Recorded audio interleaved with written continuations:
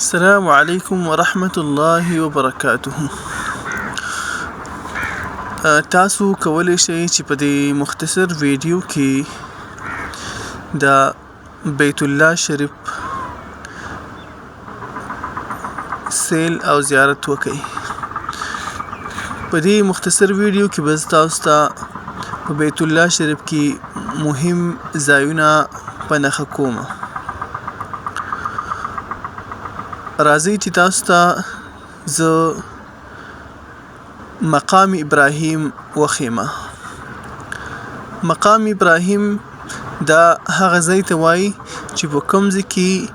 هغه ګټه پرته ده چې په کوم باندې به ابراهیم علیه السلام ودرېدلو او د کعبې شریفې تعمیر او جوړول به یې کوله. دا یو مبارکه ګټه ده چې دا اول د کعبې سره جوخته پرته وه، بیا څه سیلابونه راغلل او د هغې د وجې نه دا لرې شوله. نو په دغه ځای کې بیا د عمر رضی الله عنه په زمانه کې تقریبا چې کېښودلې شوله او دا حفاظت یې وکړلی شلو او همدا په دغه ځای کې اوس پرته ده چې د ابراهیم علیه السلام د خپو هغه نښې او نشانونه پکې پراته دي چې په کوم باندې به هغه ودرېدلو او د کعبې شریفې تعبیر به یې کولو. تاسو کتلی شئ چې په دې جالۍ کې دننه هغه کاڼی پروت دی او په هغې کې د خپو اخافونه ښکاري. دغې ته مقام ابراهیم وایي او دا هغه ځای دی چې کله یو انسان عمره وکړي او طواف وکړي یا د حج طواف وکړي، د دې نه وروسته شاته به ودرېږي او 2 رکعته هغه به کوي، ځکه دا د نبي علیه السلام طریقه ده. راځئ زه تاسو ته اوس ښیم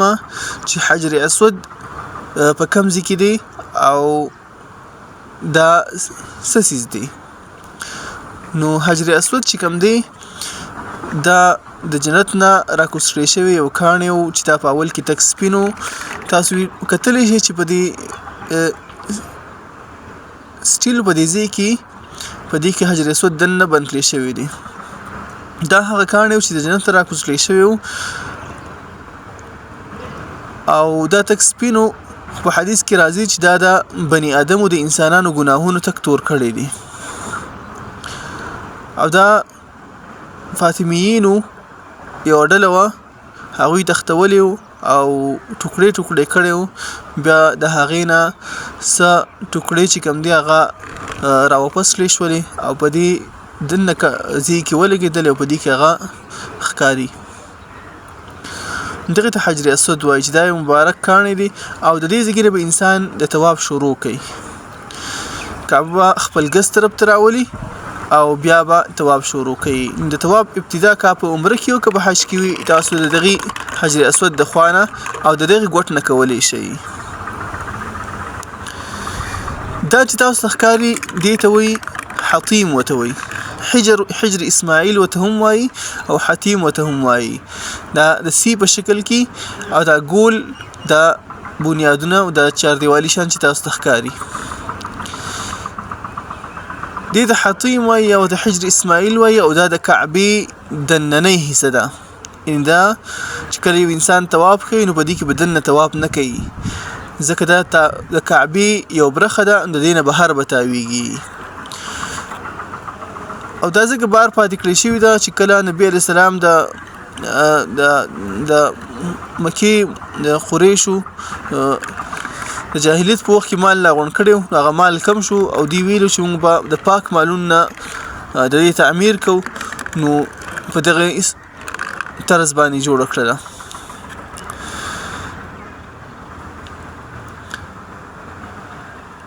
په دې کې د کعبه او یا په حرمینو کې یا په حرم شریف کې د زمزم اوبه چې کوم وي هغه به کوم ځای کې دي. نو راځئ چې تاسو ته هغه ځای وښیم چې په کوم ځای کې د زمزم هغه کوهي هغه دی.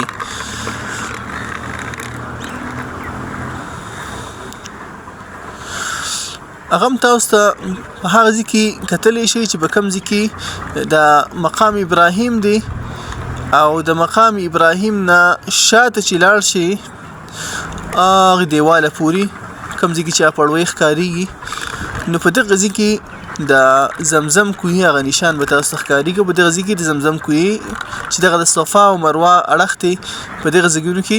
هغه اوبه راښکاره شوي چې کله اسماعیل علیه السلام خپلې مور پرېښودلو او د هغې لپاره د اوبو په تکل کې ووتله نو هغه په هغه ځای کې هغه خپې ووهلې او د هغې نه الله رب العالمین د زمزم اوبه روانې کړې دغه ځای و چې په هغې کې د زمزم کوهي او د زمزم هغه اوبه راښکاره شوي دي د الله په قدرت باندې دا متاف چې کوم دی دا دې ته متاف وایي دا کم صحن دا سپین چې ښکاري تاسو ته دننه په دې ابادۍ کې دې ته متاف وایي متاف هغه ځای ته وایي چې په کوم ځای کې انسان طواف کوي د کعبې نه ګیر چاپېره چې کوم دا ایري او دا ځای دی دې ته مطاف وایي متاف معنا د طواف ځای هغه تاسو ته مقام ابراهیم ښکاري هغه کعبه ده هغه د کعبې حجر اسود او د هغې سره د کعبې دروازه او په دې ځای کې د زمزم کوهی دی چې کوم دا نشان تاسو ته ښکاریږي نو دا هغه ځای دی چې په دې کې لږ مخکې چې ورشي نو دغه ځای کې هغه نشان چې ښکاریږي د هغه سرې ستنې سره نو دغه ځای کې د زمزم کوهی هغه دی او د دې نه بیا چې لږ اخوا ورشي دا هغه ځای دی چې په دې کې د زمزم کوهی دی او د زمزم اوبه د دې ځای نه راوځي دا ډېرې مبارکې اوبه دي او دا چې انسان په کم نیت باندې وڅکي نو الله رب العالمین ورله هغه نیت چې کړي هغه ورله پوره کوي او دا کې شفا الله رب العالمین اچولې ده دا هغه لاره ده پړوی چې په دې باندې وروخیږي او داسې لاړ شي نو دغې طرف ته بیا د دې صفا او مروه ده چې انسان کله طواف وکړي او بیا سعی کوي سعی معنی صفا مروه کوي نو هغه دې ځای ته به راشي سیده